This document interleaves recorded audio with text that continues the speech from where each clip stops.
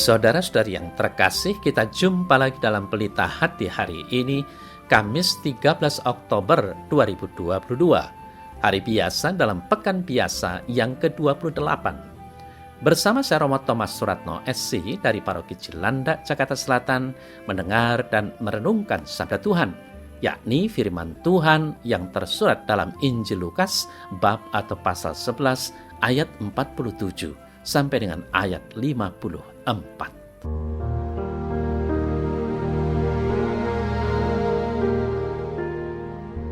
Sekali peristiwa, tatkala duduk makan di rumah seorang Farisi, Yesus berkata, "Celakalah kamu, sebab kamu membangun makam nabi-nabi, tetapi nenek moyangmu telah membunuh mereka.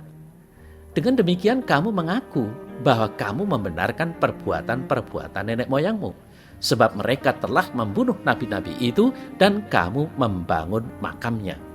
Sebab itu hikmat Allah berkata, Aku akan mengutus kepada mereka nabi-nabi dan rasul-rasul, dan separuh dari antara nabi-nabi dan rasul-rasul itu akan mereka bunuh dan mereka aniaya, supaya dari angkatan ini dituntut darah semua nabi yang telah tertumpah sejak dunia dijadikan, mulai dari darah Habel sampai kepada darah Zakaria yang telah dibunuh di antara mezbah dan rumah Allah. Bahkan aku berkata kepadamu, semuanya itu akan dituntut dari angkatan ini. Celakalah kamu, hai ahli-ahli Taurat, sebab kamu telah mengambil kunci pengetahuan. Kamu sendiri tidak masuk ke dalam, dan orang yang berusaha untuk masuk ke dalam kamu halang-halangi." Dan setelah Yesus berangkat dari tempat itu, ahli-ahli Taurat dan orang-orang Farisi terus-menerus mengintai dan membanjirinya dengan rupa-rupa soal. Untuk itu, mereka berusaha memancingnya supaya mereka dapat menangkapnya berdasarkan sesuatu yang diucapkannya.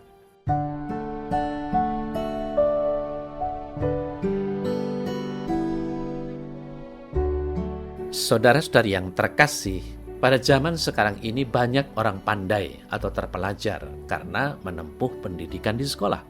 Kepandaian mereka tentu saja sangat membanggakan karena bisa memberikan sumbangan untuk kemajuan umat manusia. Ada orang pandai yang tetap rendah hati, tetapi ada juga orang pandai yang sombong. Ia merasa diri selalu benar, bahkan kepandaiannya malah untuk minteri, kata orang Jawa. Maksudnya membodohi saudara dan atau membohongi sesamanya. Saudara-saudari yang terkasih, pada zaman Yesus, orang Farisi dan ahli-ahli Taurat merupakan orang-orang paling terpelajar di antara masyarakat pada waktu itu. Pengetahuan yang mereka miliki membuat mereka sombong dan selalu merasa benar. Mereka menuntut semua orang untuk mengikuti peraturan-peraturan yang mereka tetapkan, tetapi mencari celah supaya mereka sendiri tidak perlu mengikuti peraturan itu untuk kepentingan diri sendiri. Saudara-saudari yang terkasih, Warta Injil hari ini mengajak kita untuk bersikap hati-hati terhadap orang-orang pandai yang memiliki sifat seperti orang Farisi dan ahli-ahli Taurat. Sikap hidup mereka tidak benar dan tidak tulus. Tuhan Yesus mengecam mereka karena mereka mempergunakan pengetahuan yang mereka miliki untuk menindas orang lain. Padahal mereka sendiri tidak mematuhi peraturan Tuhan yang telah mereka ketahui di luar kepala. Pengetahuan memang bisa menjadi berkat, tetapi juga bisa menjadi kutuk kalau dipergunakan secara tidak benar. Saudara-saudari yang terkasih, sikap Yesus ini membuat mereka marah. Dan tadi dikisahkan dalam Injil bahwa ahli-ahli Taurat dan orang-orang Farisi berusaha memancing Yesus supaya mereka dapat menangkapnya berdasarkan sesuatu yang diucapkannya. Saudara-saudari yang terkasih, jika kita dianugerahi otak yang cemerlang, bakat yang menonjol, kepandaian, ingatlah bahwa semuanya itu berasal dari Tuhan. Semua adalah anugerah Tuhan semata. Maka tetap perlu bersikap rendah hati. Hal itu perlu dipergunakan dengan bijaksana dan juga dibagikan secara benar kepada sesama kita.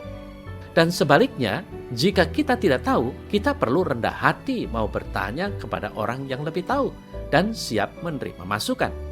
Jika kita jatuh dalam dosa karena kelemahan kita sebagai manusia, janganlah menjadi putus asa. Saudara-saudara yang terkasih, Santa Teresia Avila memberikan nasihat kepada kita. If you do something wrong, don't punish yourself, church. Artinya, jika kamu melakukan sesuatu yang salah, janganlah menghakimi atau menyalahkan diri sendiri. Percayalah, Tuhan akan membantu kita untuk mengatasi kelemahan kita dan membentuk hidup kita sesuai dengan rencananya. Maka dari itu, saudara-saudari yang terkasih, maukah kita dibentuk dan dibimbing oleh Tuhan dalam hidup ini?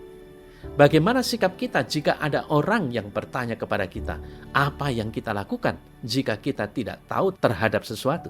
Diam atau mencari tahu dengan bertanya, dan tentunya saja dengan rendah hati.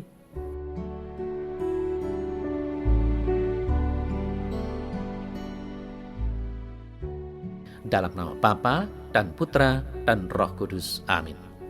Ya Tuhan Allah, terima kasih atas segala anugerah-Mu yang telah Kau berikan kepadaku.